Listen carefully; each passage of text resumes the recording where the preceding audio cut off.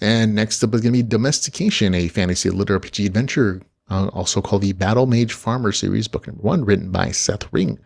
It is 412 pages. It is $4.99. It's available on Kindle Unlimited. And here's the author's description. A world on the precipice of the apocalypse. A secret forged in the flames of war.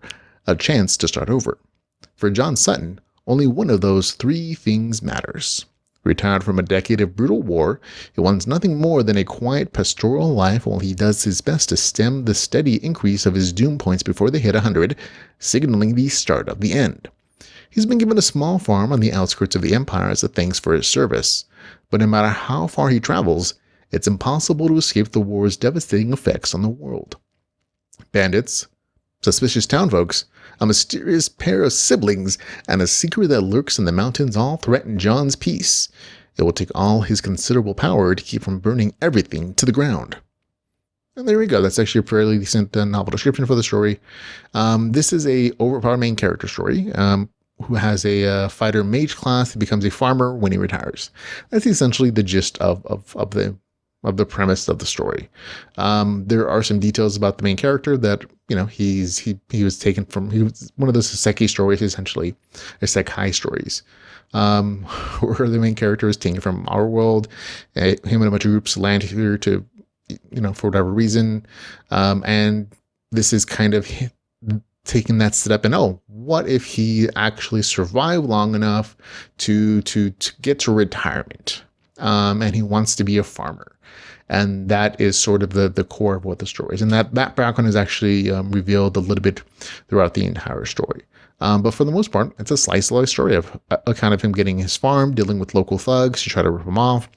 And eventually there's kind of a revelation about some interesting world building and plot lines that I think do a really good job of setting up some larger series goals and world building and context for why magic has been forbidden in this world, which is, nice enough details. But it's mostly about the main character getting his equipment, starting to farm, figuring out how to make his farm profitable, with some fairly rarely interspersed conflicts, whether it's going to be fighting monsters or dealing with bandits or dealing with other plot devices that are in the story, other adventure-y things. But it's, that's what it is. It's an entertaining story. I have a good time with it. I will talk about a few things that I thought notes that didn't quite hit quite correctly for me. But before we get into that, we'll start into the RPG stuff, because it is a new series, of course. On the RPG side of things, it's really set up as a fantasy world with a RPG system in it. Where certain people have classes that make them much more powerful than the average person. There's not a lot of progression for the main character. Again, as I've stated in kind of the setup here of description, the main character is at the end of his power curve arc. He's already a very overpowered character. He's lived in this world for the majority of his life. And he's already he's hit his cap as far as what he can do with his class to a degree. And so there's not a lot of RPG progression from him on that end. He's already a high-leveled character with the very limited class skills, already maxed out, a load of free points that he can't use, and part of that is being unlocked in the story. There's again a little bit of a progression, but there's not really till the end. So he's already built up all of his non-class related skills as far as they can go. And he's a badass fighter, and he's supposed to have this mage class, but again, there's not much progression. The only numbers that really change on a regular basis for most of the story is like the doom points, which is used as just kind of this, story hook, where anytime he's using magic or anytime he's doing an action that either brings the world closer to the apocalypse or farther away from it, those number of doom points change. And apparently if it hits 100, that's supposed to be the signal, the start of the apocalypse. And his big quest, like the literal, notification quest, is to prevent the apocalypse by keeping those doom points down. So that's something that's revealed, why and how as the story progresses. Overall, again, pretty good story. I had a good time with it. The conflicts with like the gang and the Wolf King came to a satisfying ending. There's a gradual revelation about the history of magic in the world and how it relates to the main character's farming. And I thought it was strung out enough throughout the page of the story that never felt like an info dump. And I really enjoyed the gradual release of that information as he's doing, including his background.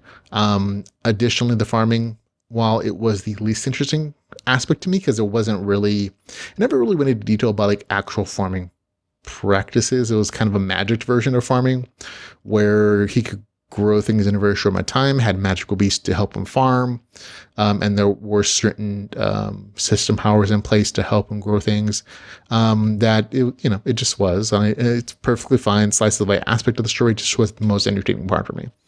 The only thing that kind of brought the score down from being really good for me was that the main character is so overpowered that there never really felt like there was any real tension in the story. It always never felt like the main character was ever going to lose because at will he could sort of just flex his magical and military might and literally kill everybody if he really wanted to. And so like once that is established, like, okay, there were other ways of building a tension in the story, I think. But there's never really any chance of like him losing. So that was a slight drawback when the stakes don't really feel like they're there for the main character's life. And then anyways, but other than that, small point, it was still an entertaining story. I had a good time with it. Gives it a score of 7.5 out of 10. That's a really solid middle of the road good for me. Not really great. Just like, really, it's a good story. Definitely recommend it to anybody who's interested in an overpowered main character story, who thinks that the farming aspect might be interesting as well. So it has really good qualities. Again, the action is pretty regular. It's just, there's not a lot of tension in an overpowered main character story, unless you give it some other kind of conflict that he has to take risks and chance against that alternate than just straight fighting. And that's, occurs to some degree, but not a lot. Still, had a good time with it. 7.5 out of 10 for Domestication, a fantasy literature adventure, Battle Mage Farmer, book number 1.